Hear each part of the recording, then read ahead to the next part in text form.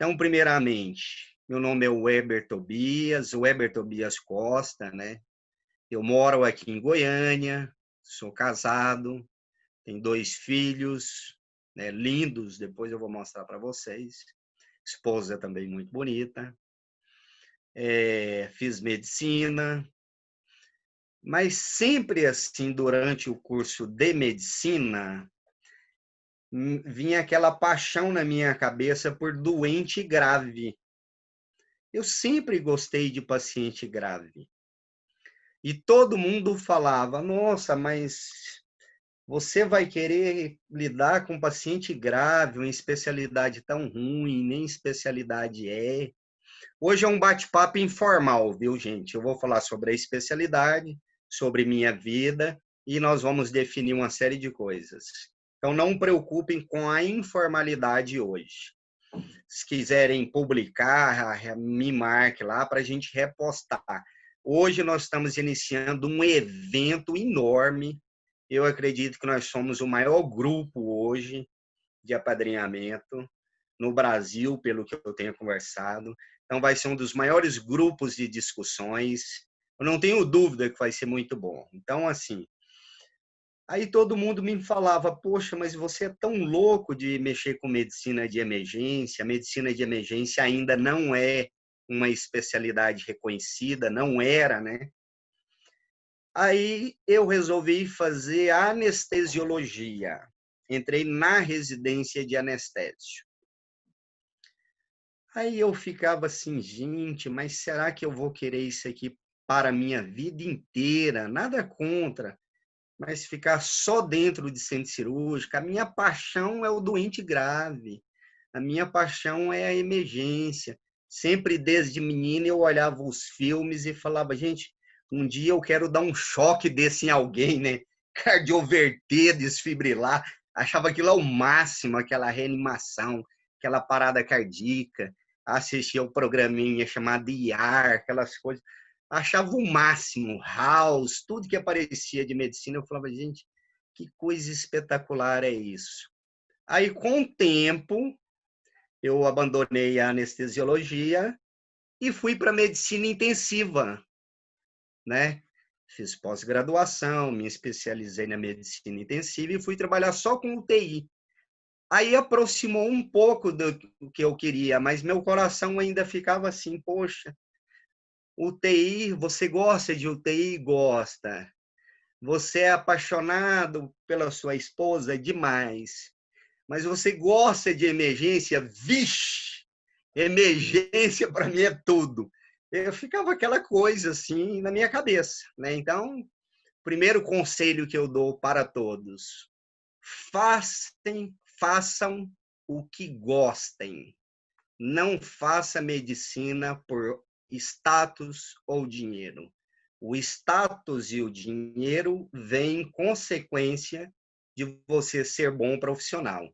E para ser bom profissional, você tem que gostar da especialidade sua. Então, essa foi minha breve história. Eu já tenho quase 20 anos que sou professor para concursos na disciplina de saúde pública, medicina preventiva, e professores de cursinhos de biologia, e depois me tornei professor universitário. Aí hoje eu sou preceptor de medicina de emergência e terapia intensiva da Universidade Federal de Goiás, da Pontifícia Universidade Católica da PUC de Goiás, da UniRV, Universidade de Rio Verde, porém campus Aparecida, da Unievangélica de Anápolis e da Unifam, Universidade Alfredo Nasser.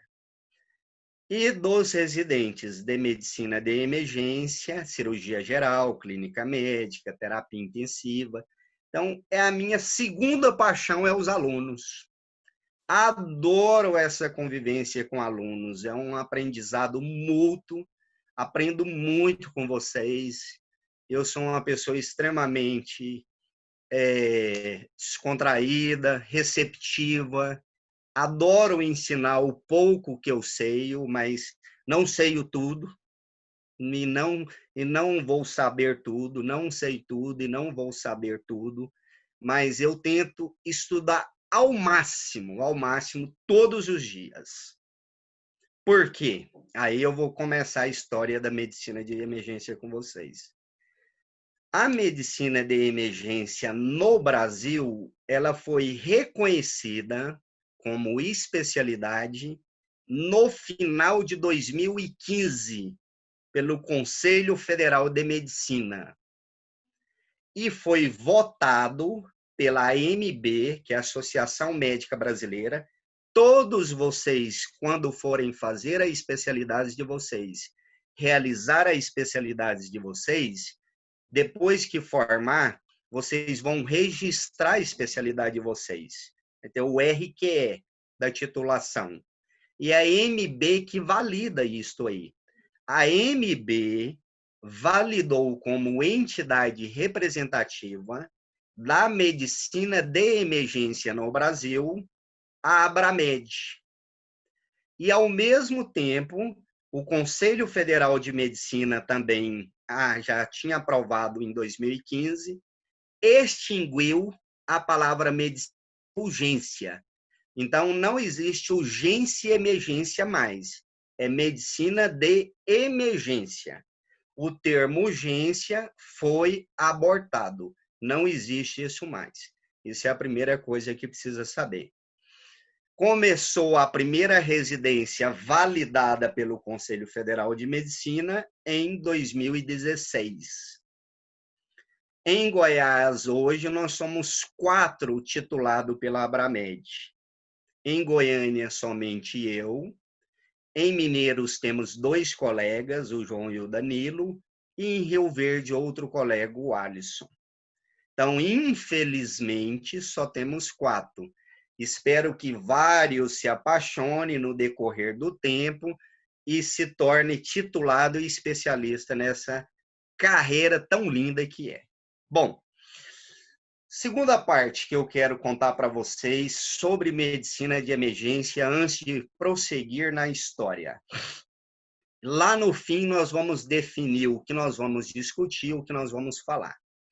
Segunda parte. A medicina de emergência nos Estados Unidos foi a primeira residência de medicina de emergência, foi criada nos Estados Unidos, mais especificamente na década de 60.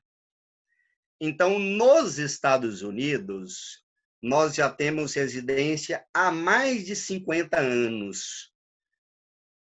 Criou-se nos Estados Unidos, depois expandiu para outros países. Vejo quanto demorou chegar no Brasil esta especialidade. Mas o que tem em comum a criação da medicina de emergência nos Estados Unidos com a criação da medicina de emergência aqui no Brasil? Essa caneca eu que ganhei de presente. Adoro canecas. O que tem em comum a medicina de emergência? No início, houve muita resistência das outras especialidades em criar o médico emergencista. Porque pensava-se assim, como que funcionava as medicinas de emergência e até hoje funciona no Brasil.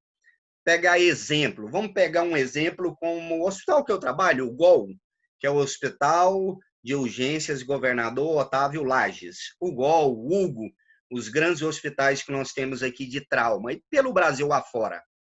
Você tem um cirurgião no pronto-socorro, você tem um neurocirurgião no pronto-socorro, você tem um ortopedista no pronto-socorro, mas aí eu te faço a pergunta, quando chega um paciente com AVE isquêmico, ninguém sabe trombolizar, ninguém sabe o delta de trombólise, ninguém sabe calcular o NaH, sabe verificar o aspects, sabe conduzir uma trombólise, conduzir complicações da trombólise se sangrar, quanto que eu vou fazer de ácido tranexâmico, crio, plasma, plaqueta e assim sucessivamente, complexo protrombínico. Se chega um politrauma, TCE grave, porém não é neurocirúrgico e não tem mais nenhuma lesão, a neurocirurgia dá alta da parte deles e quem vai cuidar? Se esse paciente evoluir com hipertensão intracraniana, ou seja, a tríade de Cush, né? Bradicardia, hipertensão arterial e insuficiência respiratória, mas papiledema, náuseas, vômito, eles não sabem, não tem nada contra a especialidade, eles não sabem conduzir com hipertensão intracraniana. Né? Levar a cabeceira, controlar a CA2, entubar o paciente, manter a volemia adequada, não sabe o soro que faz, só para vocês terem uma ideia. Se vocês começarem a perguntar para os colegas médicos, vocês vão perceber que 80% não sabe o que tem no soro fisiológico, não sabe o que tem no Ringer simples, nem no Ringer lactato, nem no plasma light A, nem a diferença destas substâncias com os colóides que a gente usa. Eles não sabem que o soro fisiológico não tem nada de fisiológico, o pH é 5, tem 154 de sódio, 154 de cloro, a osmolaridade 305, só o nome que é fisiológico, mas ele não é nada de fisiológico. É um soro hoje que o mundo inteiro quase não usa. Porém, o Ringer, tanto o lactato quanto o simples, ele aproxima mais da normalidade fisiológica, mas ele é hipotônico. Lembra dos primeiros conceitos lá da fisiologia? O líquido passa do meio menos concentrado para o mais concentrado. Se eu dou um soro hipotônico, aí que eu pioro o edema cerebral. Então, quando você vê uma pessoa com TCE grave e o cara instalou um soro Ringer ou glicosado, você já sabe que ele não sabe medicina de emergência, ele não conhece nem soro. Nós vamos ter aula disso aqui. Entubar o paciente piorou, grande parte não tem habilidade. Colocar em ventilador, aí que é o desastre. Fazer ventilação mecânica protetora, o que é isso? Nós vamos discutir depois. FiO2 o menor possível, porque o oxigênio é tóxico, faz vasoconstrição, aumenta a hipertensão pulmonar, diminui o fluxo sanguíneo coronariano, fluxo sanguíneo cerebral, fluxo sanguíneo renal, aumenta a lesão endotelial, a telectasia, aumenta a lesão pulmonar, controle de PIP adequada para o paciente, pressão de pico adequada, plator adequada, complacência, resistência, drive press, não sabe. Quem sabe isso é emergencista. Então, essa modalidade de emergência com várias especialidades não dá certo. Tem que ter o emergencista. O emergencista, ele é uma pessoa, nós vamos discutir já, ele tem que ter um conhecimento muito amplo. Por que a medicina de emergência é apaixonante? Porque o limiar entre a vida e a morte do paciente que nos procura no pronto-socorro é muito curta. Então, nós temos que tomar condutas muito rápidas, ter um raciocínio, fazer diagnóstico sindrômico, decisões rápidas e precisas. É um lugar apaixonante. Já nós vamos ver uma série de habilidades que nós precisamos ter. Então, precisa saber, é uma residência que iniciou nos Estados Unidos há mais de 50 anos. Hoje nós temos 3 grandes sites que eu vou passar para vocês depois. Um deles que foi criado em 1968, que é a ACEP, que é a Academia Americana de Emergencista, né? Excelente, excelente, é um site muito bom. Nós temos todo ano encontros científicos no mundo inteiro. O outro site é da Sociedade Americana de Medicina de Emergência. O outro site é da Bramed, Associação Brasileira de Medicina de Emergência. Então, uma série de sites que eu vou passar para vocês. Então, assim, houve muita resistência na criação da medicina de emergência, mas aqui no Brasil, eu preciso ser bem claro com vocês. Antes de 2016, foi criado a residência de medicina de urgência e emergência, porém não era reconhecido como especialidade. A primeira turma de residência de medicina de emergência e urgência foi em Porto Alegre e a segunda turma em Fortaleza. Porém, olha que coisa interessante. Apesar de ter sido criado em Porto Alegre em 1996 e logo a seguir em Fortaleza, veja, de 1996 para 2016 se passaram 20 anos. olha o quanto tempo nós demoramos para reconhecer esta especialidade. Por que que você acha que isso demorou tanto? Porque as outras especialidades não queriam. A neurologia não queria, a neurocirurgia não queria, a cirurgia geral não queria, a infecto não queria. Várias especialidades foram contra. Não tem nada contra quem vai fazer isso, de forma alguma. Mas foram observando que, poxa, eu como neurocirurgião, se não tem nada que operar, o doente não é meu. Eu como cirurgião geral, se não tem nada que operar, um trauma hepático, grau 1, grau 2, eu não tenho que mexer. Ah, um politrauma, TCE grave, contusão pulmonar bilateral, sepse, pulmão de SARA, SDRA, COVID grave, urosepse, infarto, veia isquêmica, veia hemorrágico. Aí que eles não vão mexer mesmo. Então, foram observando que as emergências eram inviáveis de ter vários especialistas. Pô, não tem como, eu tenho um cardio, eu tenho um infecto, eu tenho um neurocirurgião, eu tenho um anestesista, eu tenho um cirurgião do trauma, tenho um ortopedista, é impossível ter isso todo mundo na porta. Fica muito caro, a resolutividade é baixa e aumenta a mortalidade. E aí, com isso, foi crescendo, o doutor Frederico Arnaud, né, em Fortaleza, junto com o pessoal de Porto Alegre, foram fazendo várias reuniões com o Conselho Federal de Medicina, até que em 2015 o Conselho Federal aprovou como especialidade médica. Em 2016 iniciou-se as residências. Hoje nós já temos mais de 30 residências pelo Brasil. Graças a Deus. Graças a Deus. Bom, aqui nós vamos entrar numa terceira fase que eu acho importante.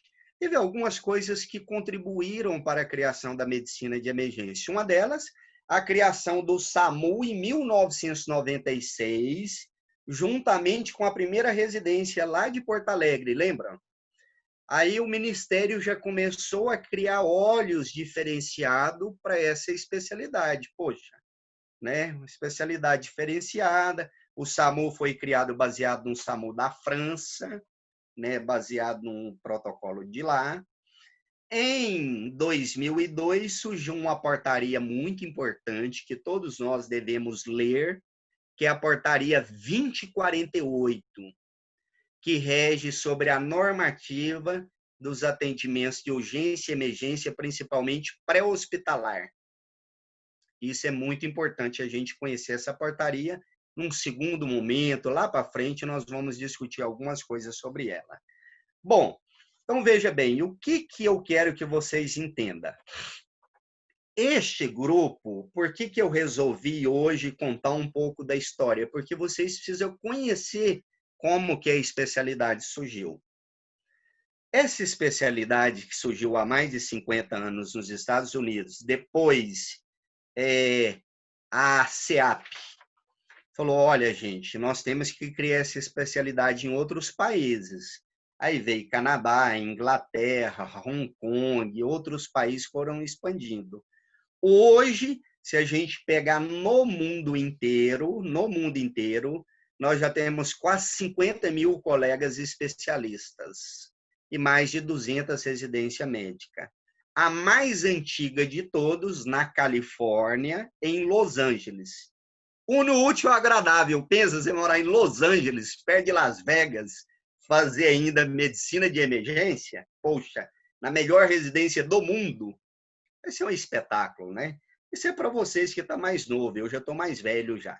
Então, quem for para essa área é uma boa tentativa ir para lá. Tem os congressos internacionais, os mundiais. Se Deus quiser, nós vamos publicar artigos lá. O ano passado eu consegui, com alguns alunos, mandar 3 para o Congresso Internacional de Medicina de Emergência. 3 relatos de casos interessantíssimos. Todos os dias eu pego vários casos interessantes. Então, é muito bom. Nós vamos fazer esse grupo. Bom, então vamos para a próxima parte. Aí depois nós vamos para a proposta, objetivos do grupo e eu abro para discussão. Então, outra questão importante, eu fico no GOL de segunda a sexta-feira, eu presto assessoria para várias cidades do interior sobre Covid-19, estou nessa linha de frente também do Covid, mais na elaboração de projetos e capacitação de profissionais. Eu recebo, no mínimo, 100 mensagens de WhatsApp, assim, em 12 horas, no mínimo, de colegas de interiores. Eu presto assistência e presto curso aqui no interior de Goiás para Quirinópolis, Santa Helena, Caiapônia, Caçu, São Simão, Iporá, São Luís de Montes Belos, Goiás Velho, Sancrelândia, e tem mais algumas outras cidades. Presta assessoria como o colega que está de plantão, como se tornou uma pandemia e agora essa pandemia interiorizou, ou seja, atingiu os interiores de forma trágica agora. Todas essas cidades que eu tenho visitado aos finais de semana tiveram que abrir leitos de UTI ou semi-UTI. E aí caiu no segundo problema. Além de não terem a estrutura adequada montada, com todo o laboratório, banco de sangue, ou profissionais capacitados, porque grande parte das pessoas que estão no interior está lá no PSF, não estão acostumadas a lidar com doenças graves. Aí eu vou até a cidade, ou por teleconferência eles me mandam, falo, Weber, acabei de entubar um paciente, o que eu faço agora? Ou intubo ou não intubo? Né? UniRV de Aparecida, um prazer. Então, intubo ou não intubo? E se eu intubar, qual a droga eu utilizo? Nós vamos discutir intubação orotraqueal. Qual a droga eu vou utilizar? Aí o que mais me mandam de perguntas? Como eu ajusto os parâmetros da ventilação? A grande maioria não sabe ajustar, não sabe mexer no ventilador. E aí vai cardiologistas, cirurgiões, o mais que tem é cardiologista e cirurgião no interior. Então é um prazer também ir no interior, capacitar esses colegas. Eu não estou falando mal de nenhuma profissão, eu tenho um apreço muito grande por todos, sou muito amigo, fiz muita amizade, tenho feito bastante amizade pelo Instagram com vocês, vários estados, várias lives. Já eu vou responder todas as perguntas para vocês. Então, eu tenho o maior prazer de poder contribuir com os colegas, porque o resultado vai ser para o paciente. Eu vou falar uma frase para vocês que não é minha, mas memorize isto.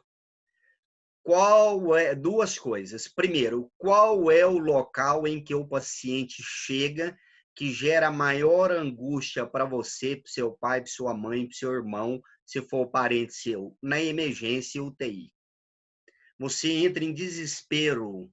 Você quer saber se o doente vai sobreviver, se ele vai ficar bem, se ele vai morrer ou não. Então, nós precisamos de médico capacitado. E aí eu vou falar uma frase para vocês guardar. Guardem isso no coração e na memória de vocês. É isso que me move na medicina de emergência. O dia que acabar essa paixão, eu abandono. Eu encerro. Mas, se Deus quiser, eu quero ficar bem velhinho, 90 anos dentro do hospital, orientando alunos. Igual um senhor que eu conheci na Argentina, e vou mandar um vídeo deles para vocês depois, num congresso de medicina de emergência. Então, a frase é: o paciente não é só um paciente. Ele é o amor de alguém, o pai de alguém, a vida de alguém, a esposa de alguém, o esposo de alguém, o namorado de alguém, a namorada de alguém, o filho e a filha de alguém, o amor da vida de alguém ou de uma família. E nós, emergencistas, temos que fazer de tudo para salvar. Salvar não, quem salva é Deus, né? Mas para não deixar o amor da vida de alguém morrer. Fazer de tudo. Eu faço o máximo que eu posso. É lógico que tem algumas vezes que nós temos limitações. Nós vamos ter que aprender a lidar com óbitos, principalmente em emergência, grande parte dos óbitos em trauma são jovens, vítima de arma branca, arma de fogo, acidente automobilístico. Não posso esquecer de outras questões também da parte da humanização. Mas me permita, hoje nós estamos nos conhecendo, me permita, desculpe, contar uma história para vocês rapidinho, bem rápido. Geralmente eu fico com os alunos no pronto-socorro 2 vezes por semana, as outras 3 vezes na semana na unidade de terapia intensiva. Mas mesmo estando na UTI, eu desço para o pronto-socorro. Estava eu de plantão em uma quinta-feira, provavelmente vários aqui sabem essa história. Estava eu de plantão na quinta-feira na emergência com os alunos. O diretor do hospital me ligou e falou o seguinte: Weber, uma médica R1 de cirurgia geral capotou o carro saindo do plantão em outro hospital de urgência que nós temos em Goiânia. E eles avaliaram ela lá, tem uma hemorragia subaracnoide traumática e um pneumotórax que foi drenado. Você tem vaga aí na emergência? E eu falei, tenho. Pode mandar essa moça para mim. Eu fico até emocionado quando eu falo dela. Essa menina chegou para mim, ela é R1 de cirurgia geral. Ela chegou para mim, e eles falaram, vamos acionar o helicóptero, que o colega residente dela, R1 com ela, é do bombeiro, acionou o bombeiro e eles pegaram ela de helicóptero e levaram para o UGOL. E aí, quando esta jovem chega para mim no UGOL, 15 litros de oxigênio, saturando 70%, Glasgow 14, tempo de enchimento capilar de 10 segundos, PA quase que inaudível, 4x2, tinha hora que não verificava. Imediatamente eu conversei com ela, intubei esta paciente, passei acesso central, passei PAI, fiz um ultrassom point-of-care, fiz um FAST-EFAST, ou seja, fiz ultrassom dos 4 focos do abdômen, não tinha líquido, fiz um ecocardiograma. Eu não sou radiologista, mas nós somos treinados para ultrassom point-of-care. Fiz um eco, não tinha tamponamento cardíaco, não tinha, o pneumotórax já tinha sido drenado, mas tinha uma coleção líquida no hemotórax esquerdo. Drenamos, era um hemotórax. Tinha uma coleção líquida no hemitórax esquerdo, era um hemotórax, drenou 600 ml. E aí vai ouvindo a história. Essa moça chegou por volta de 2 horas, eu fiquei na emergência com ela até às 18h10. Ficamos 4 horas em cima dessa paciente. Ativei o protocolo de choque hemorrágico, classe 3, 4, que o choque hipovolêmico é dividido em classe 1, 2, 3 e 4. Nós vamos ter uma aula só disso.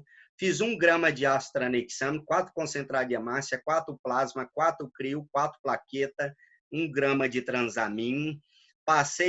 Cateterizei a artéria femoral dela, monitorizei pressão arterial invasiva, pressão 60/40, comecei droga vasoativa, fiz só 1000 de volume, porque classe 3 e 4 de choque, quanto mais soro você faz, mais entra na tríade letal do trauma, que é coagulopatia, acidose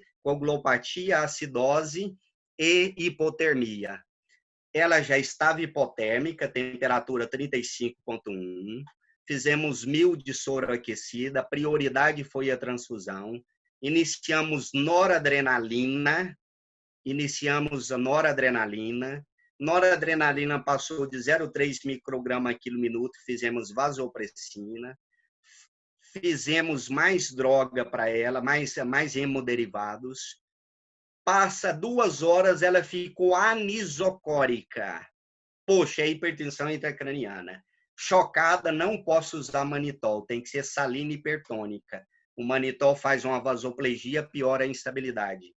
Corri, fiz salina hipertônica, 20%, meio ml por quilo, cabeceira elevada, passamos um catéter de capnógrafo, mantemos CO2 entre 30 e 35, com hipocapnia permissiva, porque quanto maior o CO2, maior a vasodilatação, maior o fluxo sanguíneo cerebral, maior a hipertensão intracraniana.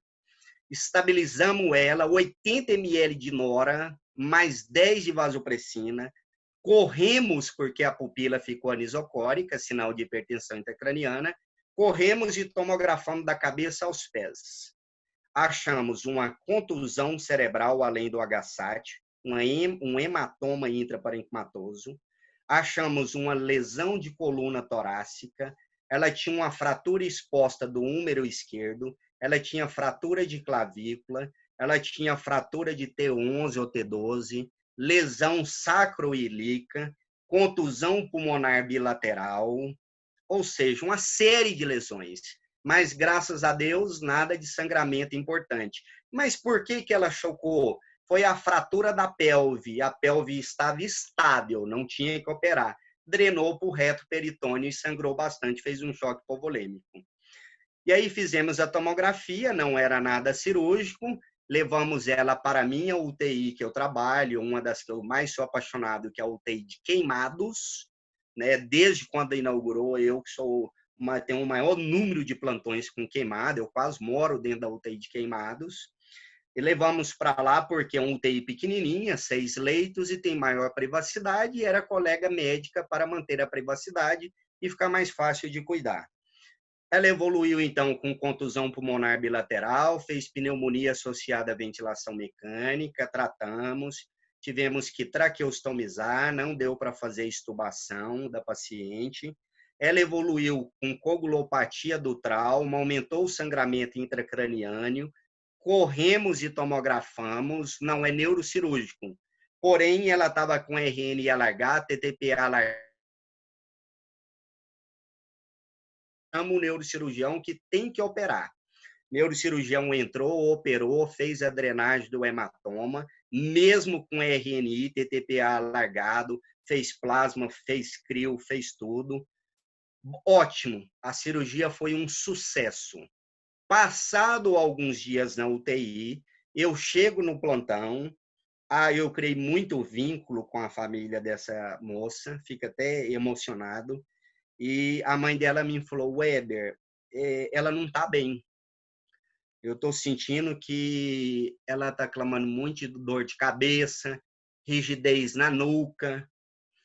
Aí nós colhemos um líquor, veio meningite por Acinetobacter multierre. Meningite, e era sensível só à polimixina. Polimixina não ultrapassa a barreira hematocefálica se você fizer pelo sangue. Aí, como eu já fiz anestesia, eu passei um catéter de peridural no espaço raquidiano e injetamos polimixina por 21 dias intercalados. Graças ao bom Senhor Jesus, essa menina hoje está curada, normal. Fico até emocionado de falar isso. Essa é a medicina de emergência. É isso que me faz gostar de medicina de emergência. Não é dinheiro, não é dinheiro. É a paixão. Isso que é o bom, entendeu? Isso que é o bom. Não é outra coisa que me move pela medicina de emergência. É isso, né? Inclusive, eu vi que a irmã dela está aqui na live conosco. Um prazer, parabéns te encontrar aqui, tá? Então, é isso que vocês têm que gostar. Lá, ela entrou ao vivo lá, olha, que legal. Um abraço. Um abraço. Pode falar seu nome? Pode falar seu nome? Sim ou não? Pode?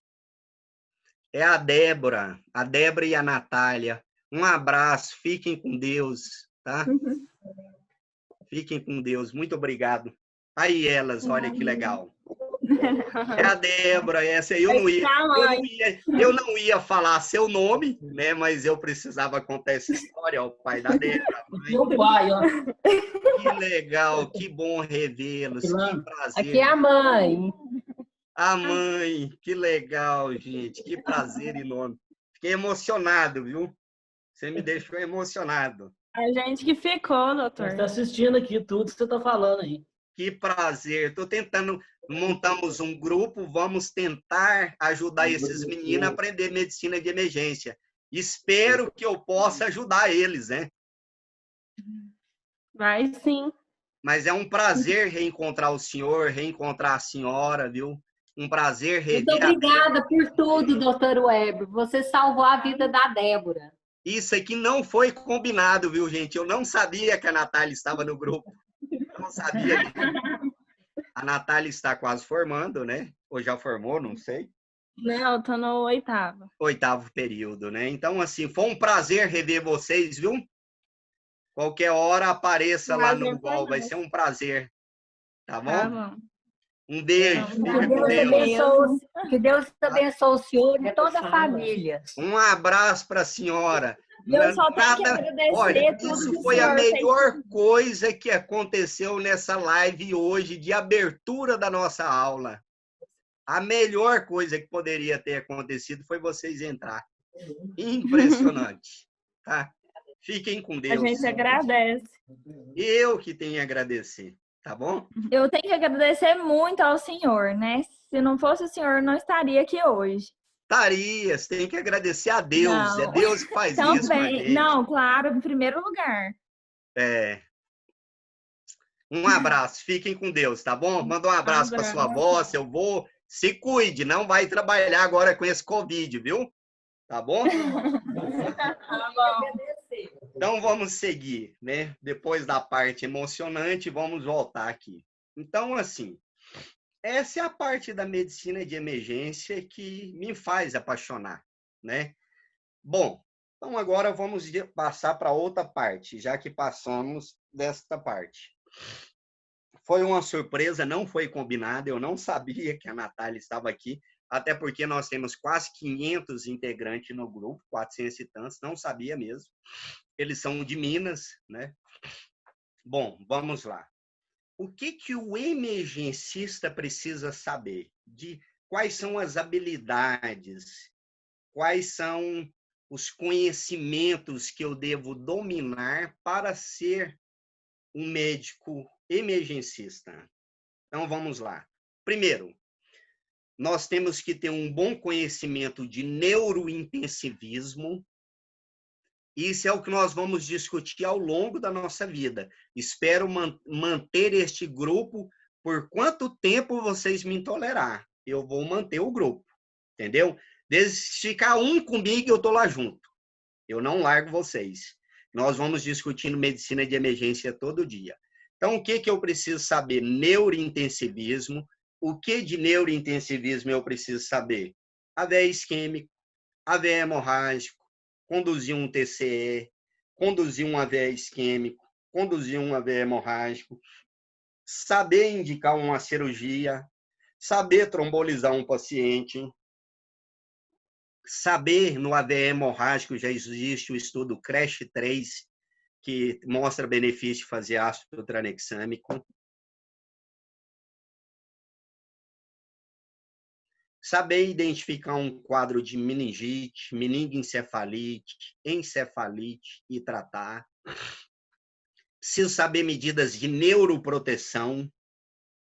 Como que eu faço neuroproteção? Eu preciso ter um bom conhecimento de via aérea, habilidades, já eu vou falar os procedimentos. Eu preciso ter um bom conhecimento de cardiointensivismo, ou seja, conduzir um infarto, saber fazer diagnóstico diferencial de dor torácica na emergência, saber as causas que pode matar o paciente, tais como infarto agudo do miocárdio, síndrome coronariana aguda, tromboembolismo pulmonar, aneurisma dissecante, ou dizer, doenças aórticas aguda, pneumotórax hipertensivo, ruptura esofágica traumática ou espontânea, que é a famosa síndrome de Barrhead. Então, tem que saber fazer os diagnósticos diferencial, conduzir um infarto. Eu tenho que ter habilidade de monitorização hemodinâmica invasiva e não invasiva, tempo de enchimento capilar, pressão arterial, frequência cardíaca, diurese, saber qual é o nível de pressão arterial média adequada para o paciente, maior ou igual a 65, saber o momento certo de entrar com nora, o momento certo de entrar com vasopressina, o momento certo de entrar com dopamina, dobutamina, que são drogas vasopressoras, o momento certo de entrar com nitroglicerina, com nitroprusiato.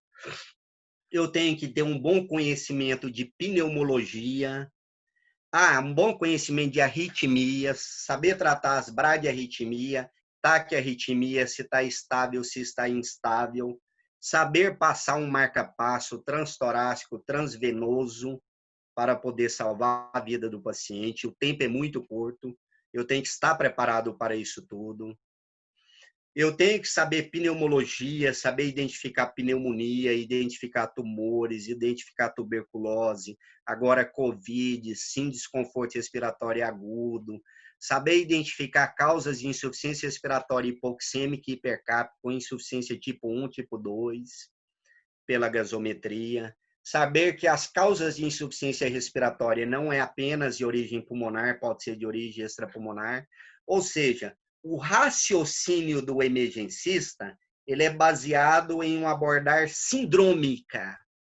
Primeiro eu faço diagnósticos sindrômicos, aborto para o paciente não morrer, e depois eu tento pensar nos diagnósticos etiológicos. Vou te dar um exemplo.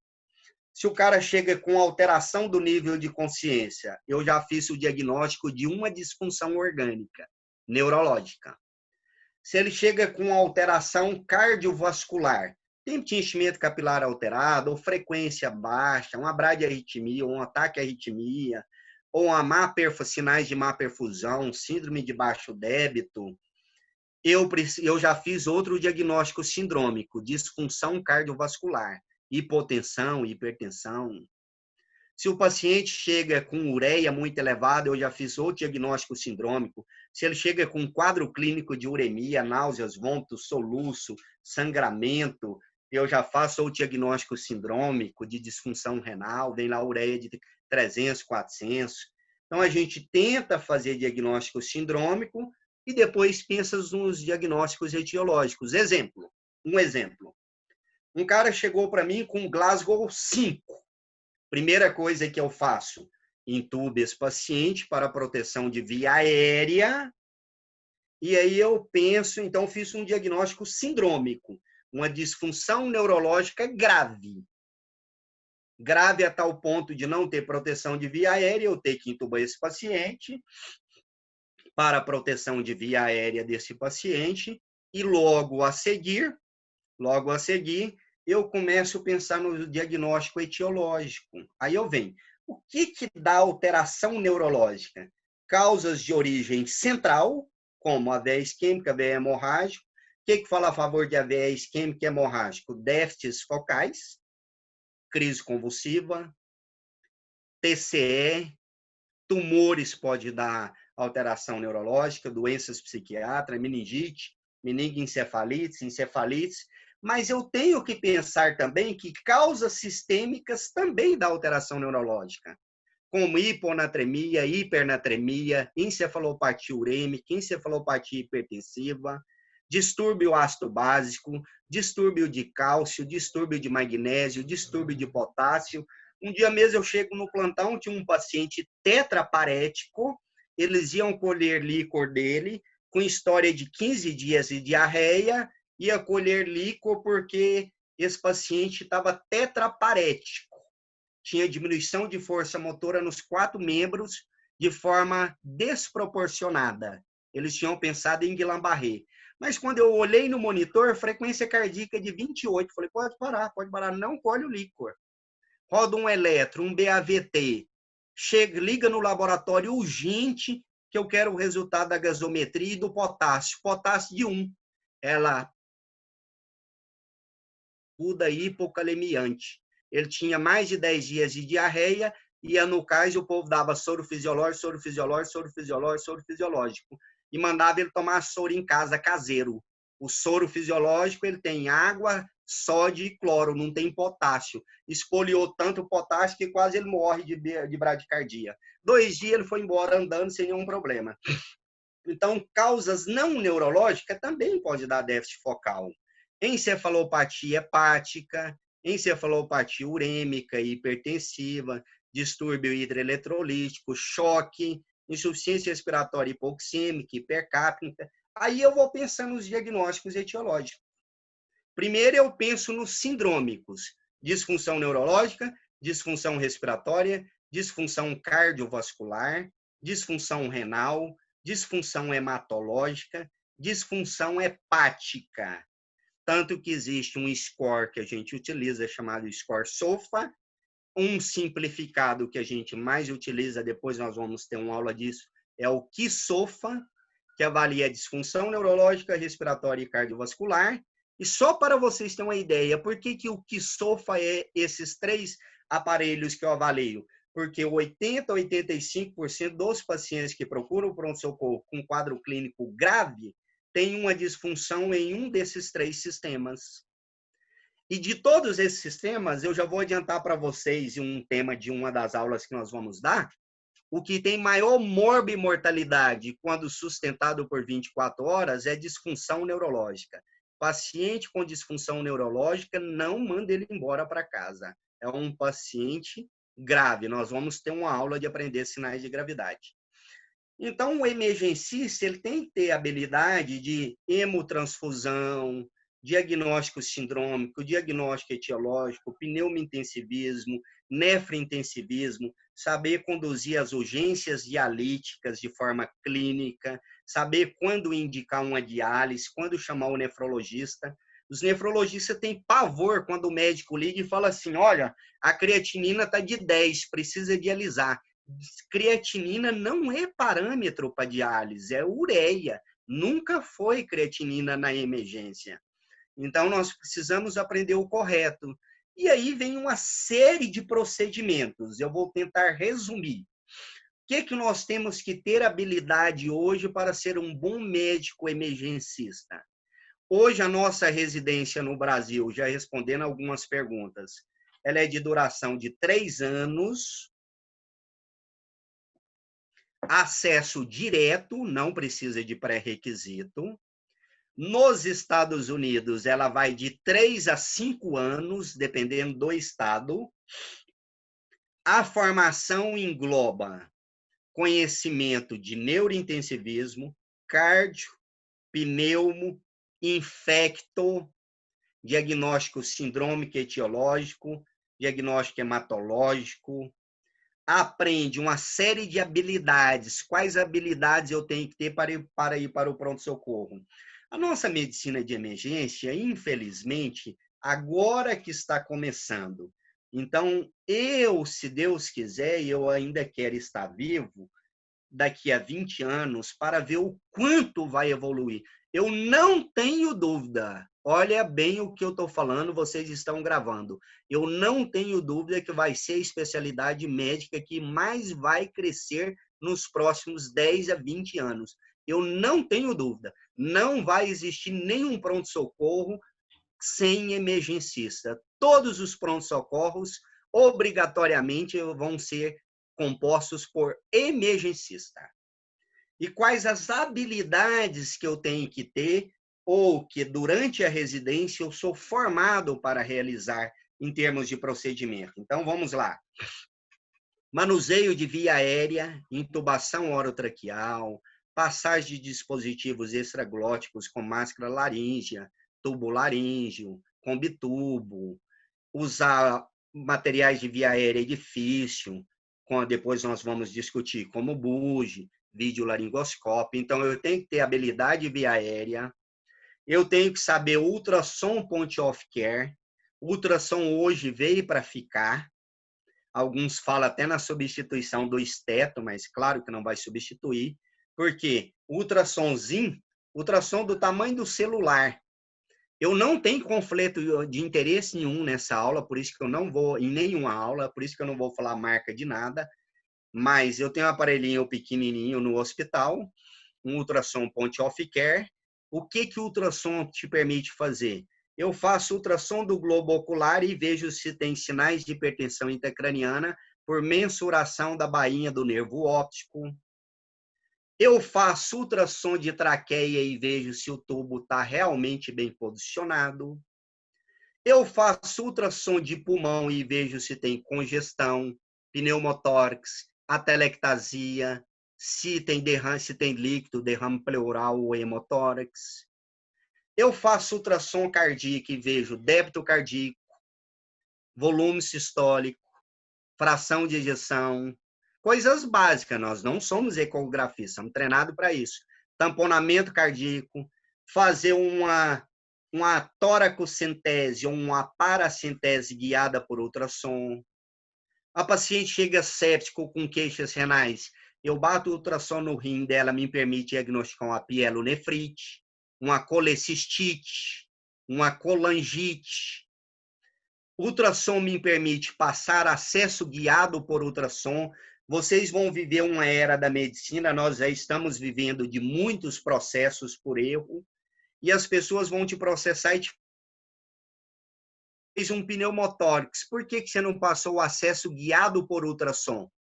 Então, nós temos que ter habilidade de ultrassonografia, saber cateterizar, fazer acesso venoso central e profundo.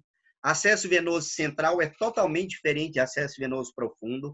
Acesso venoso central é um catéter implantado na junção da veia cava superior. Então, todas as vezes que eu punciono uma femoral, isso não é central, é profundo. Nem sempre que eu punciono subclávio jugular também não é central. O que vai confirmar se é central é o eco ou o raio-x de tórax. O catéter, para ser denominado central, tem que estar a ponta posicionada na junção da veia cava superior. Essa é a definição. Eu tenho que saber passar catéteres, cateterizar a artéria para monitorização de pressão arterial invasiva, passar catéteres para monitorização invasiva, como monitorar a pressão de artéria de oclusão de artéria pulmonar, débito cardíaco, índice cardíaco, passar catéteres como os catéteres de Swan-Ganz e outros mais. Eu tenho que ter a habilidade de instalar um marca-passo transtorácico, transvenoso. Eu tenho que ter a habilidade de fazer uma toraxentese, uma toraxostomia, uma paracentese diagnóstica e terapêutica num paciente hepatopata que chega em franca insuficiência respiratória. Eu tenho que ter habilidade também de procedimentos como cardioversão, desfibrilação. Eu tenho que ter habilidades também de procedimentos no pronto-socorro que eu preciso ter de habilidade. De parar um sangramento, fazer uma hemostasia, tem que ter habilidade. Hoje existe um curso chamado Stop the Bled, né? Curso muito interessante. Eu não posso ir para o pronto-socorro sem ter uma formação mínima em ACLS e ATLS, ou seja, suporte avançado de vida em cardiologia, suporte avançado de vida em trauma, PAUS, suporte avançado de vida em pediatria. Então, eu tenho uma formação ampla, porque o emergencista, ele não atende só um grupo de pessoas. Ele atende desde criança até gestantes. Eu preciso saber manusear casos graves da pediatria. Eu preciso saber manusear casos graves de obstetrícia, como descolamento de placenta, placenta prévia, ou seja, os sangramentos da gravidez. Eu preciso saber conduzir uma síndrome HELP e diagnosticar. Eu preciso saber conduzir uma eclâmpsia, uma pré-eclâmpsia no pronto-socorro. Eu preciso saber conduzir um abortamento. Eu preciso saber conduzir um parto normal no pronto-socorro. Um parto que virou cabeça derradeira e não vai dar parto normal, tem que ir para cesárea. Um prolapso de cordão, eu tenho que saber conduzir isso da obstetrícia e outras coisas mais, né? icterícia do RN, Kernicterus, insuficiência respiratória, pneumonia.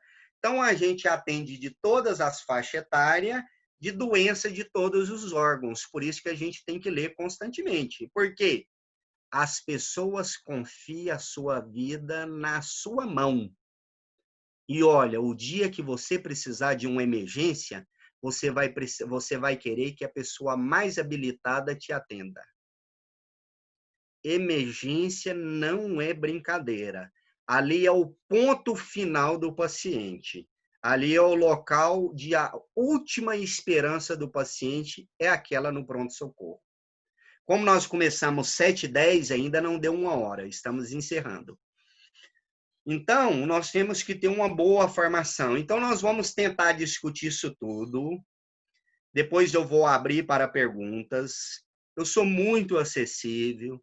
Eu tenho um Instagram próprio também, que tem várias aulas lá. Vários já conhecem, aulas gravadas. Vocês podem ver no IGTV. Vamos divulgar bastante a medicina de emergência. Divulgar nosso grupo. Nós precisamos decidir se o Instagram nosso vai ser fechado ou não. Isso vai ter que ser feito em votação. Eu acho que talvez seja melhor fechar. Não sei, né? Vamos ver. Mas pelo menos o Telegram. Eu fiz essa assinatura com o Zoom, que suporta até 500 pessoas tranquilo. Eu vou manter. Nós temos 400 inscritos, hoje 200 e poucos na live. Uma pena, ou seja, mas pelo menos 50% já está. Vocês estão de parabéns. Várias pessoas têm vários motivos que não dá para participar mesmo. Qual o nosso objetivo aqui? Disseminar conhecimento em medicina de emergência. Eu aprender com vocês, vocês aprender comigo. Eu vou fazer vários relatos de caso clínico e jogar no grupo para vocês publicar. Cada relato de caso pode entrar 5, 6, 7 pessoas. Toda semana eu vou jogar lá uns 3, 4 relatos de caso clínico do meu plantão, relatos verdadeiros, que daí eu tenho a imagem de letra, eu tenho tudo que eu quiser, também coloco, só que nós não podemos identificar o paciente, nós temos que montar uma comissão de ética também, aqui, criar as comissões de marketing, de ética, de tudo, né? Publicidade. Nós temos que divulgar nosso trabalho. Eu vou jogar vários assuntos lá para vocês criarem flashcards informativo para todos. Vamos tentar fazer medicina baseada em evidência. Deixa eu falar uma coisa para vocês. Eu não sou contra opiniões diferentes, de forma alguma. Sou extremamente aberto, mas eu penso, é o meu pensamento, que nós precisamos de medicina baseada em evidência. Então, é a minha posição, não é a posição de todos. Uma das coisas que eu mais tenho estudado é COVID. Muito, muito. De janeiro para cá, quase que leio só isso. Qualquer artigo que você quiser, eu tenho. Eu mando todos no grupo. Então, eu tenho feito lives com colegas na Itália, com colegas nos Estados Unidos, com colega na França. Já fiz lives com colegas importantes aí. Então, assim, eu não sou contra, pelo contrário, se tivesse dado certo, eu usaria. No início, usamos cloroquina, mas agora já saiu vários estudos mostrando a ineficácia, eu não uso. Eu não uso ivermectina, isso é para verme, isso é bom para verme, para piolho, né? Mas a ivermectina foi testada in vitro. Teve que ser 10 vezes a mais a dose que a gente usa para tratar verminoses. E aí, quando você lê a bula dela, você vai ver o tamanho é a neurotoxicidade. Então, eu tento praticar medicina baseada em evidências, mas também não condeno o pensamento de ninguém aqui que pensa e adota essas drogas como seu protocolo. Eu respeito a sua decisão, mas eu tento fazer ao máximo baseada em evidências. Se mostrarem evidências científicas satisfatórias, evidência não é minha experiência. A minha experiência para a ciência não interessa. Ela é um nível de evidência muito baixo. O que eu penso, o que eu acho. Vou te dar exemplo. Essa doença, tratando ou não tratando, 85% cura sem nem ir no hospital. 15% vai precisar internar. E 5% fica grave. Então, eu dando água ou dando qualquer coisa, quase 90% vai curar sozinho. Graças a Deus. Então, a hora que surgirem evidências, o mesmo vai ser em todas as aulas minhas, vai ser embasadas em artigos. Nós vamos discutir tudo embasado em artigos científicos. Então, eu vou jogar no grupo artigo científico, nós vamos marcar o dia de discutir os artigos, nós vamos definir aqui hoje, ou até lá no Telegram mesmo depois, de quanto em quanto tempo nós vamos ter uma aula, se um encontro vai ser uma vez por semana, ou de 15 em 15, vocês que vão decidir. Nós temos muitos temas para serem discutidos, então aí a gente discute, hoje saiu tal protocolo, vamos discutir baseado em artigos científicos, como esse último que saiu da fisiopatologia, tratamento e diagnóstico da doença. Vou fazer uma pergunta para vocês. Quando você pede um parecer de um cardiologista, é porque você está em dúvida e quer que o cardiologista te ajude. Quando você pede um parecer de um neurologista, você tem que respeitar o parecer do neurologista, porque ele é especialista.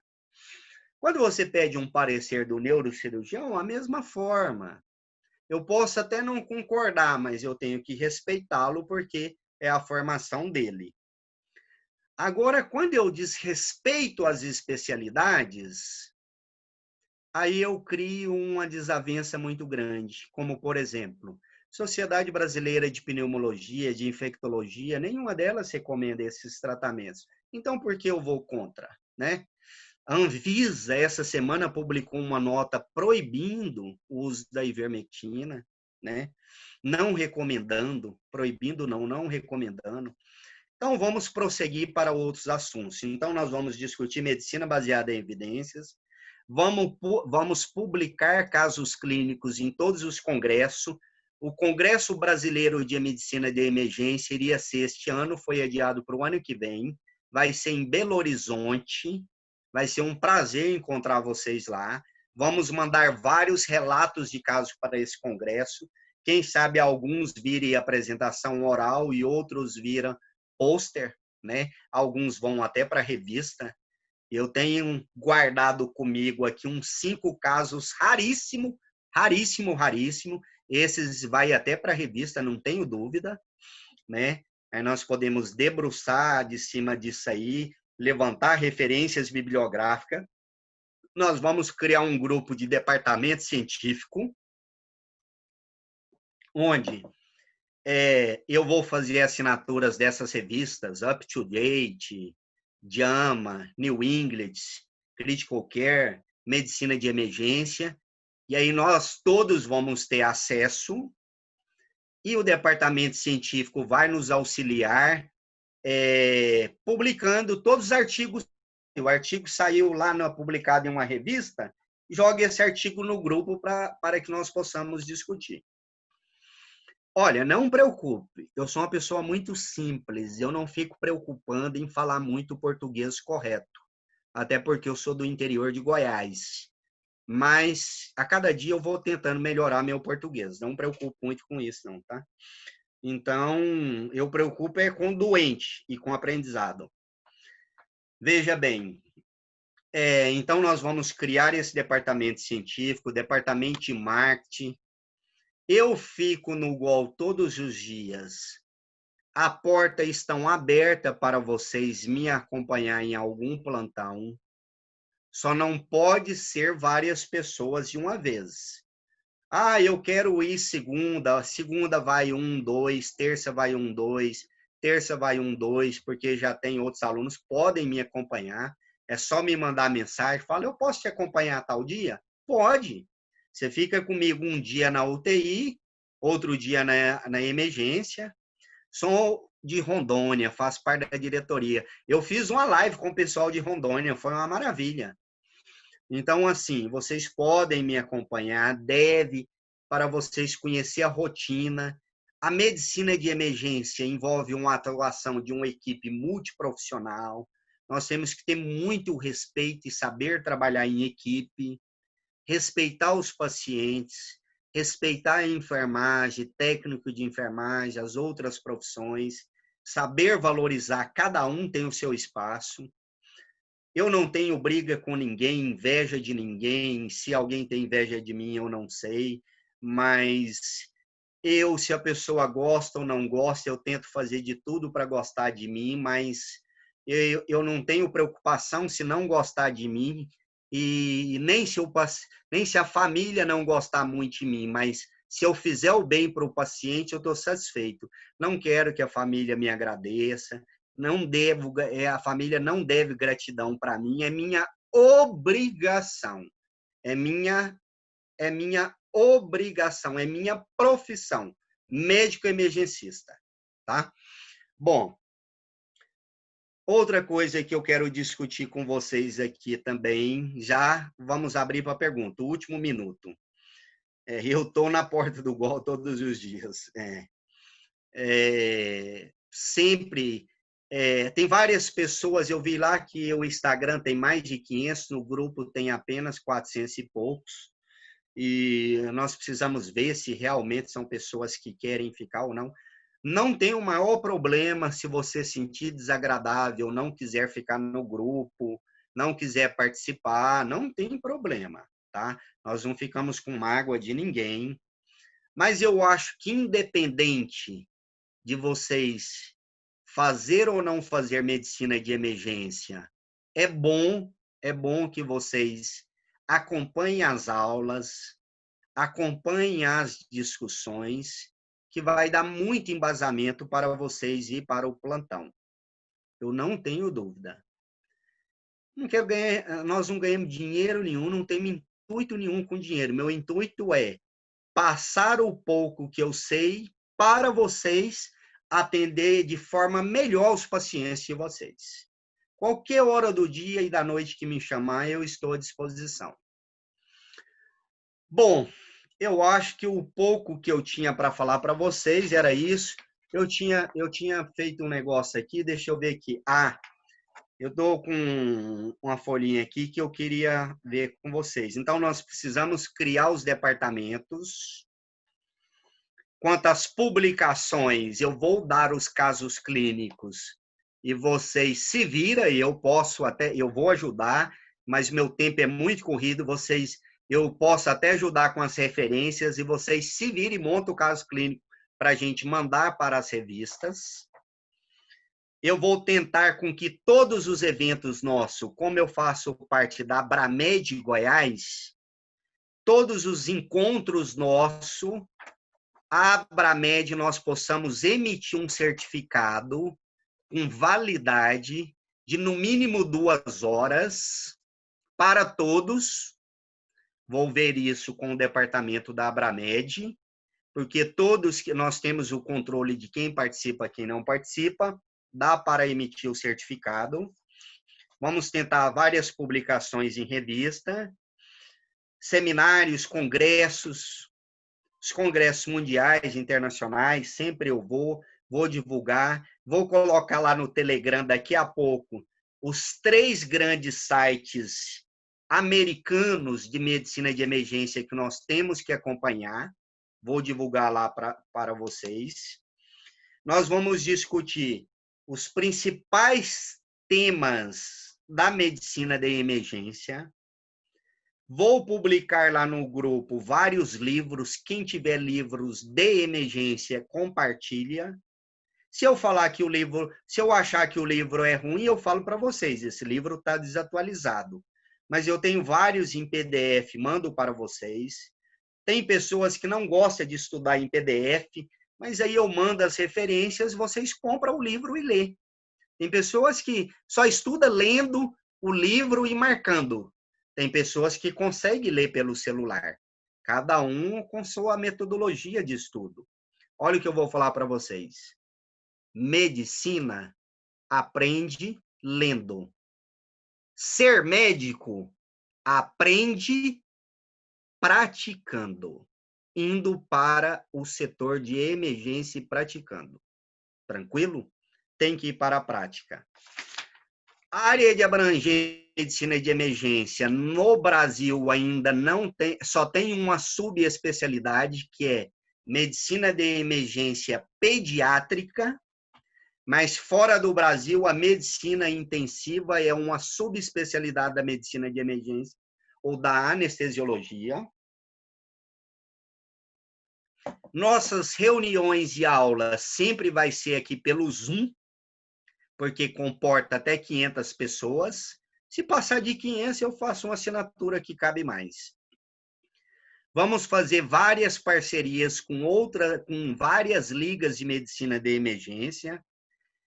Eu já tenho marcado aí, até agosto, 21 lives em congresso e faculdades de medicina. Então, na segunda e na terça-feira, às 21 horas, eu já tenho aula marcada até agosto, graças a Deus. E algumas no final de semana. Né, o Ciblame, o Cobime, um monte de congresso aí, e lives com alunos de faculdade daqui, fora do Brasil. Então, segundas e terças, às 21 horas, eu vou ter várias lives no meu Instagram. O dia que tiver, eu mando no grupo. Quem tiver interesse em assistir, vai ser um prazer. Bom, era isso que eu queria falar. Um prazer aqui com vocês. Imenso, uma honra. Agora, não saia, nós vamos abrir para a resposta das perguntas.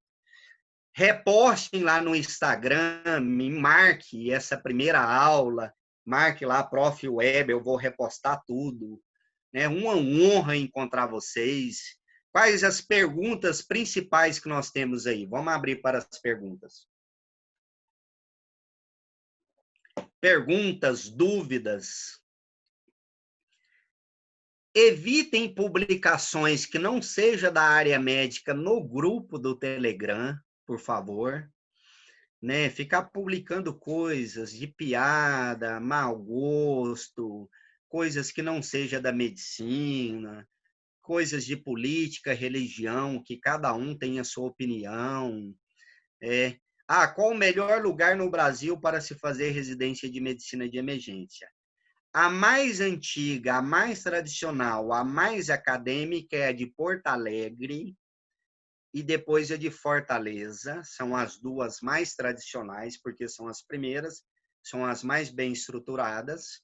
Porém, nós temos uma série de universidades boas. USP, Unicamp, né? FUVEST, Unicamp, Universidade de Campinas, USP, Brasília, Minas, tem várias. Doutor, como é o relacionamento sobre a dinâmica do grupo? Iremos o dividir em subgrupos e ter alguma espécie de sorteio? Olha, eu acho que a minha opinião é divide em subgrupos. Nós podemos criar vários departamentos. Departamento científico, departamento de marketing e publicidade, né? Departamento de ética, departamento de convivência, né? Nós temos que publicações. Eu acho que as publicações têm que ser feitas no grupo pelo departamento de marketing apenas, né? Nem eu vou ficar publicando coisas aleatórias sem falar com os meninos, para não virar bagunça. Os casos clínicos, não preocupe. Por exemplo, se tiver lá 300 alunos, 400, 200, cada caso clínico que eu coloco, dá para colocar 6, 7 pessoas, um relato de caso. Então, eu posso mandar uns 3 a 5 casos clínicos toda semana. Então, ao longo do tempo, todos nós vamos conseguir publicar, não precisa ter pressa, entendeu? Não precisa ter pressa. Aos poucos, nós vamos publicando muitas coisas. Tá? O que mais que vocês querem perguntar?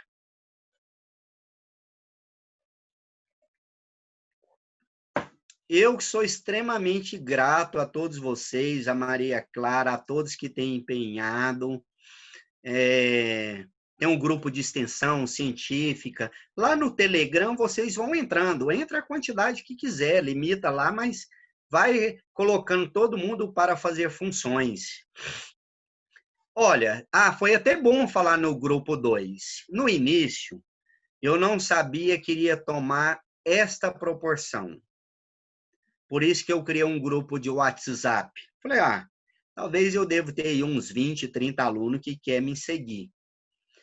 Mas graças a Deus e graças a vocês, tem essa grande... Prof, qual a diferença de atuação do emergencista com o traumatologista? Vou te explicar agora. O traumatologista hoje tem duas especialidades. O cirurgião do trauma, que ele fica na emergência só se houver necessidade cirúrgica em trauma, e temos o ortopedista, que fica com a parte cirúrgica ortopédica. Ele só faz isso e mais nada.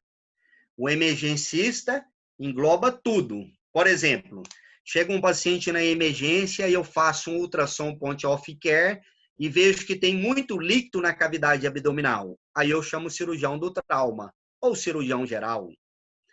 Eu tenho uma fratura exposta, um Gustilo Anderson 3. Aí eu chamo a ortopedia. Já inicia antibiótico, porque eu sei que é Gustilo Anderson 3, né?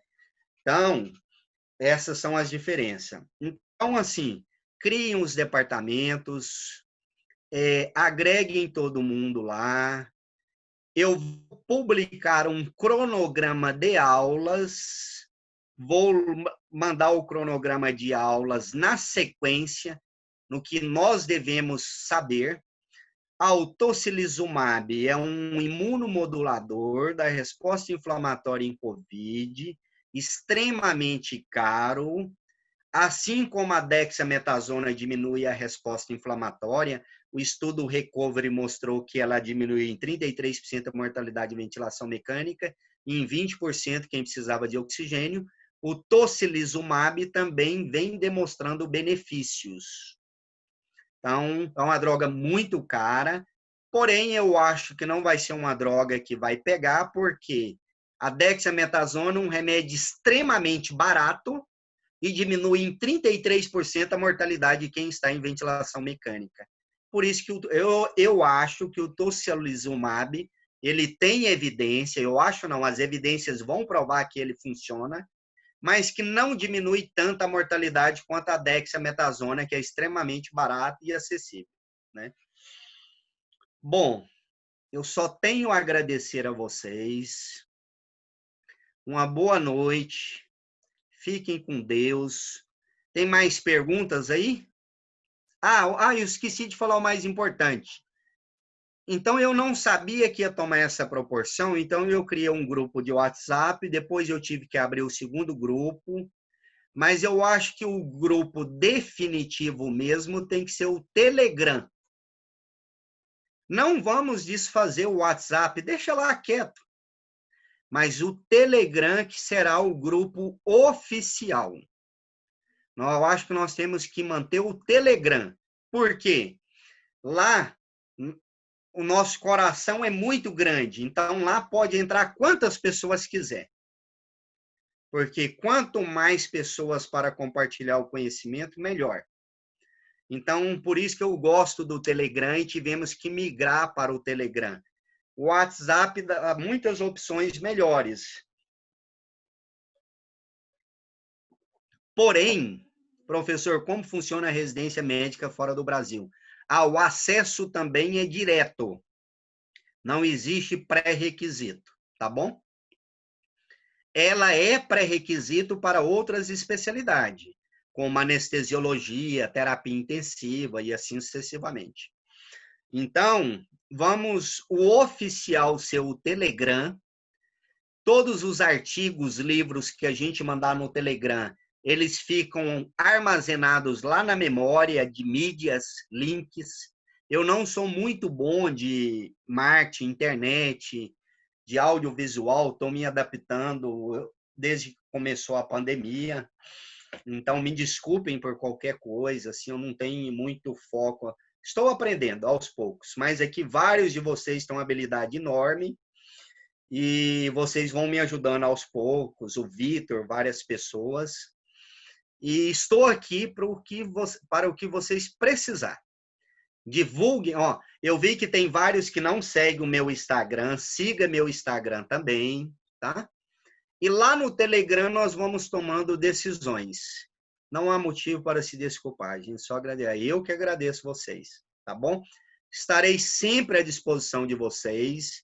Nós vamos decidir junto no Telegram, com todos, qual será a periodicidade das aulas.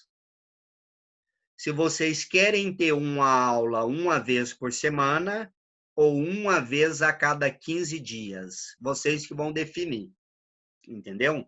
Nós vamos fazer a aula nesta plataforma. A única coisa que eu tenho para falar é que a quantidade de assuntos que nós temos para discutir é extensa.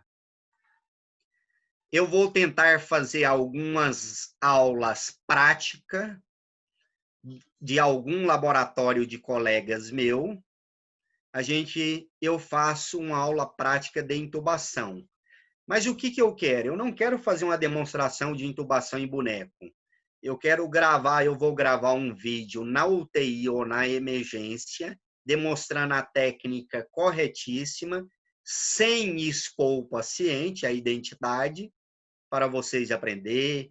Vou gravar vídeos de condutas na emergência, vídeos de ultrassom point of care, e vou jogando lá para vocês assistir. Imagens de tomografia, vídeo de tomografia, para a gente discutir, porque quanto mais a gente vê, mais a gente aprende.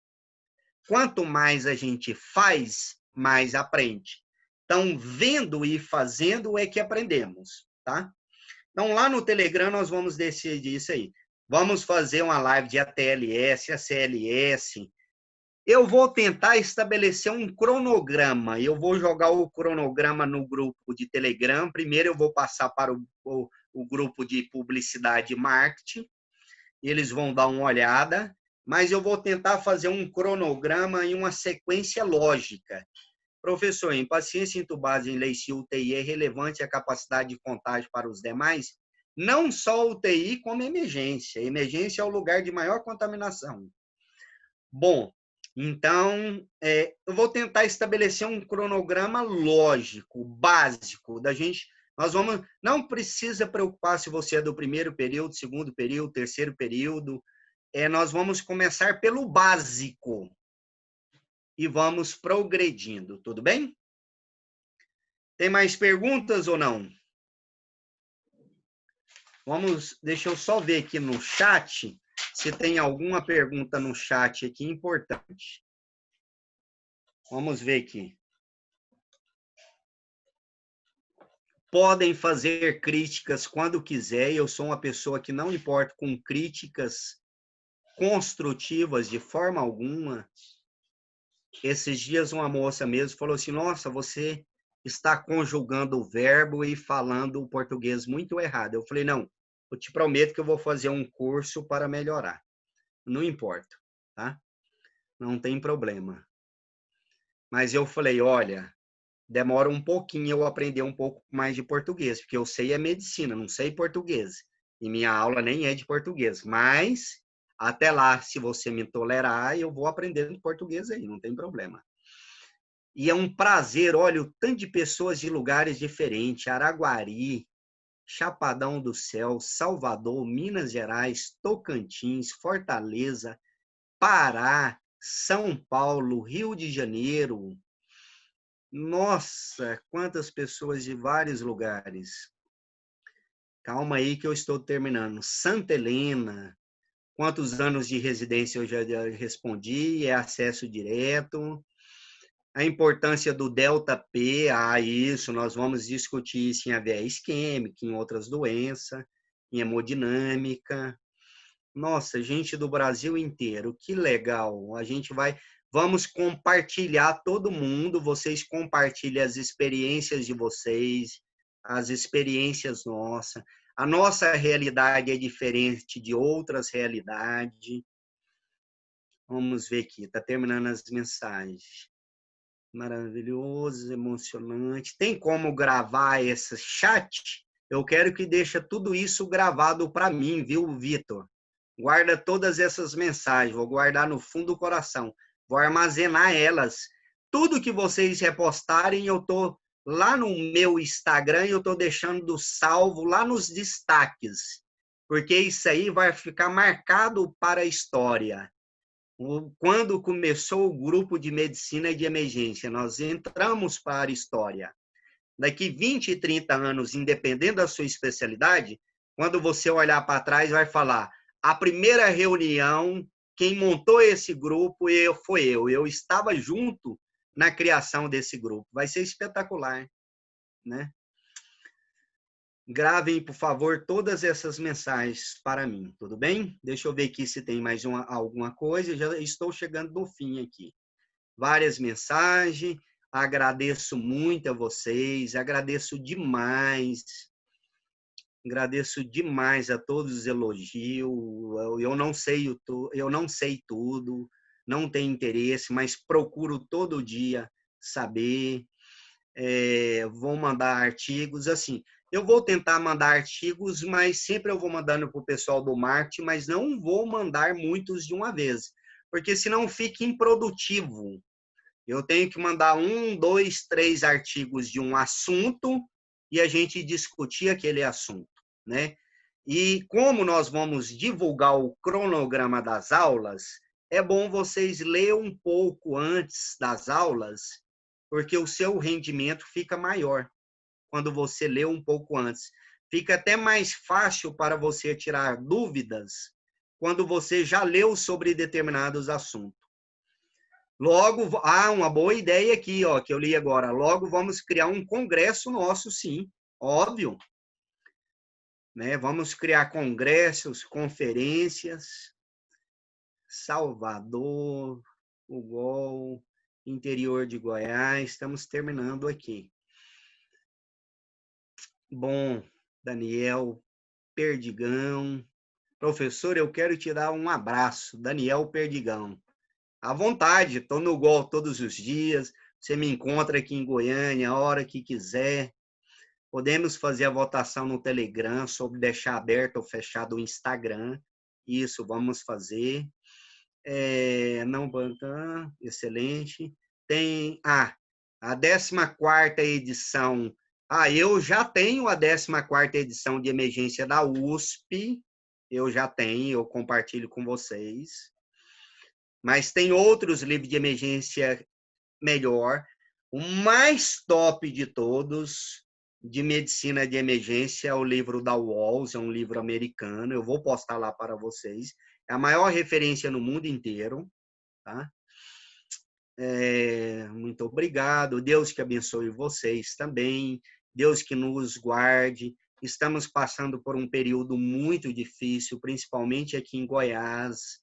Estamos passando por um período dramático e vai piorar muito nas próximas semanas. Doutor, como é o relacionamento com a pressão? Eu esqueci de falar, gente. Desculpa, pena que já saiu umas 40 pessoas.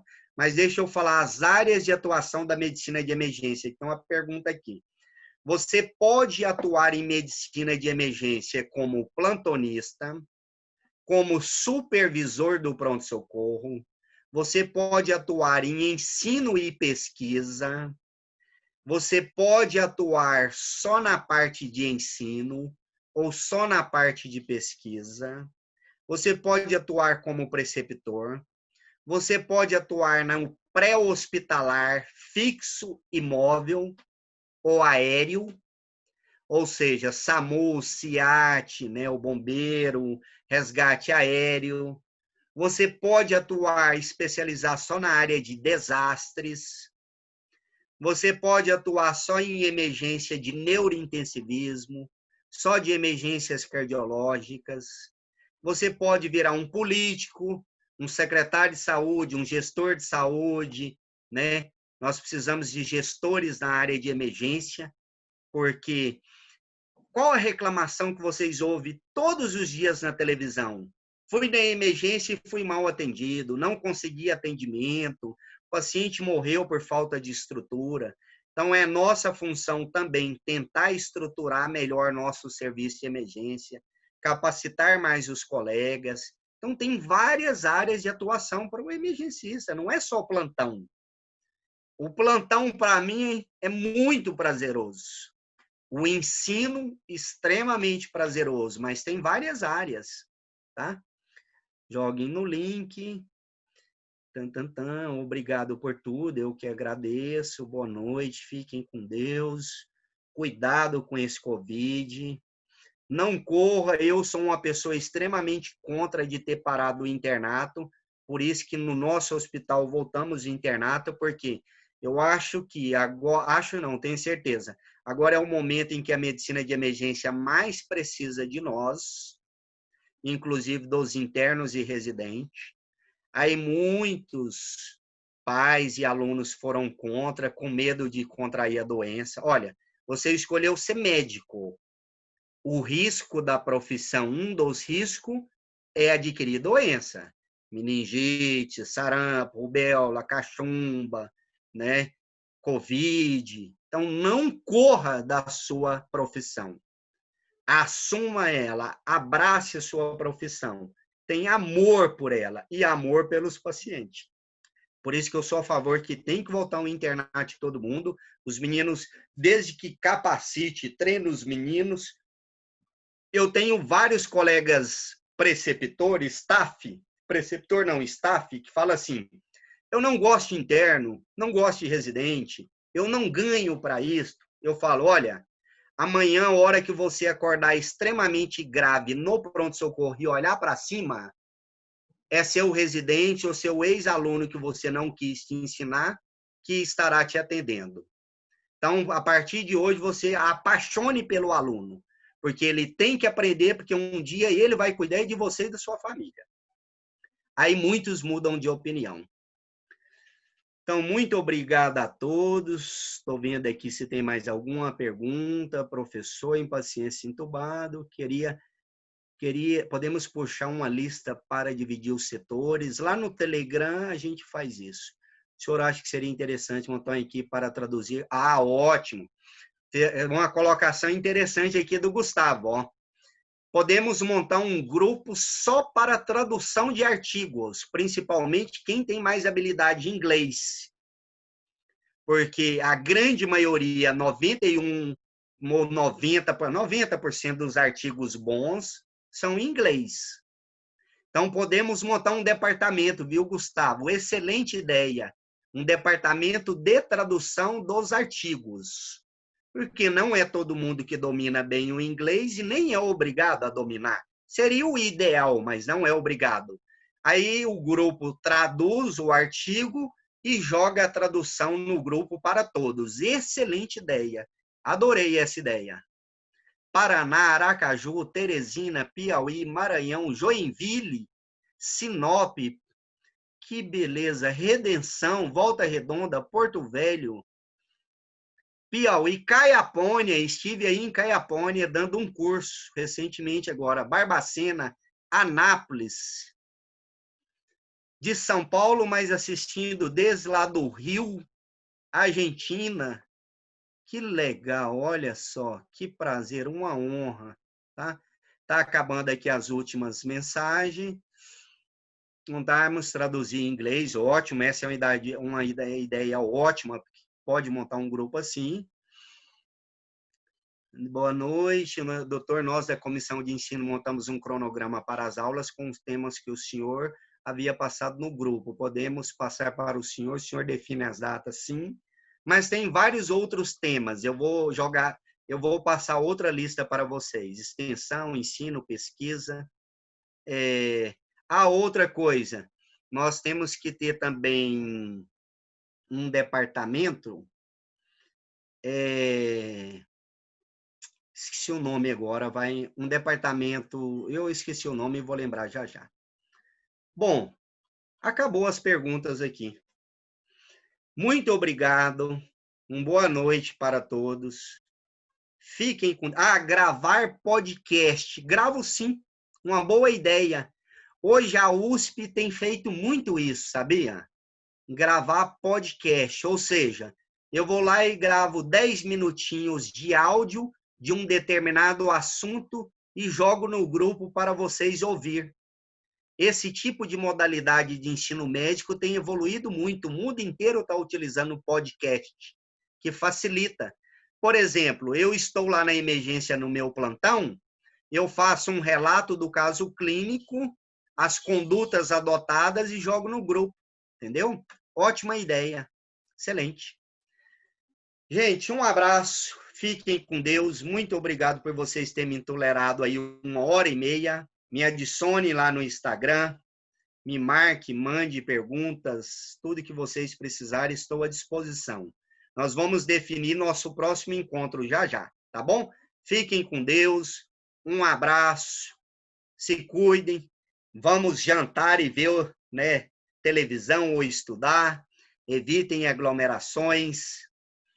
Foi uma enorme satisfação esse encontro hoje. Fiquei muito emocionado e muito surpreso com a participação das colegas.